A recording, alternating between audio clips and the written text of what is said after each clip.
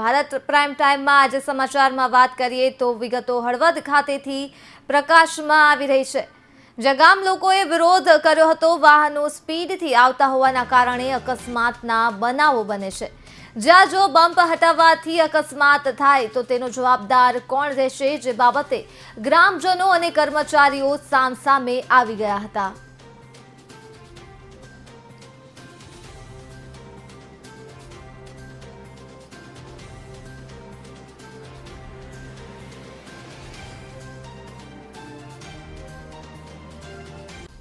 સુસવા ગ્રામ પંચાયત આજે વર્ષોથી છે। રાજાશાહી વખતનું ભાયાતી ગામ સુસવાવ છે। તો ભાયાતી ગામના વર્ષો પહેલાંનો જૂનો રોડ હોય તો એ રોડની અંદર એની પાઇપલાઇન છે, પછી ગટરના પાણીના નિકાસની પાઇપ છે, અને નાનું એવું ગામ છે, પણ અત્યારે 2000થી 2500ની સંખ્યા છે। તો નાના બાળકો હોય અને ગાડી સ્પીડમાં ચલાવે અને ટચ થઈ જાય, કોઈના દીકરી દીકરાઓ એક્સપાયર થઈ જાય તો કોની જવાબદારી? એ લોકો આ જે કોઈ ગાડી ચલાવે સ્પીડમાં તો એ પૂર્તતા કરી દે દીકરી દીકરાની ભાઈ, એટલે આ વસ્તુ બને નહીં। હા, વર્ષો પહેલાં જે ગામની બહાર જે ઓલા પારિયા હતા ને રજવાડા વખતના, જ્યારે ત્યાં અહીંયા બાયપાસની વાત હતી મારી સાંભળવાનો, બરાબર।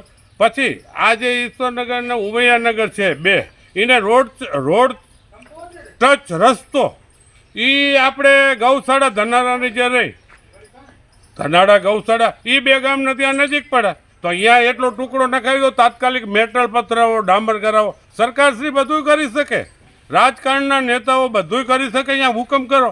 અને નાના એવા ગામમાં જો કોઈ જીવ હત્યા થાય તો એની બાળકોની પૂર્તતા સાહેબ તમે કરી દેવાના હતા, કોઈ સરકારશ્રી કોણ કરી દે ભગવાન? એટલે આ નાના એવા ગામમાં આ વસ્તુ બને નહીં, બરાબર છે। ખરેખર આ ભાયાતી ગામ છે, બરાબર। વર્ષો પહેલું અહીંયા કોઈ એવો રોડ માપેલો નથી, અને અમે ગ્રામ પંચાયતે સરકારશ્રીને તાલુકામાં, જિલ્લામાં, કલેક્ટરમાં, પ્રાંત અધિકારીમાં બધા ગ્રામ પંચાયતે પત્રકો બધા આપેલા છે, તેમ છતાં શા માટે આવું ઊભું કરીને આવું બધું આયોજન કરવું જોઈએ?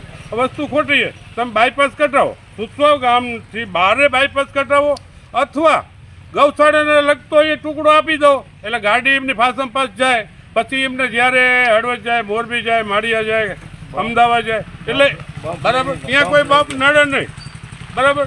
એટલે ઇમરજન્સીમાં એ માફક લાગે, ગામમાં ઇમરજન્સીમાં સાહેબ ગાડી ના જાગે, જરાક તો જુઓ ભગવાન। અમે પંચાયતે લખાણ આપેલું છે સુસવાવે, ન આપ્યું હોય તો બરાબર છે।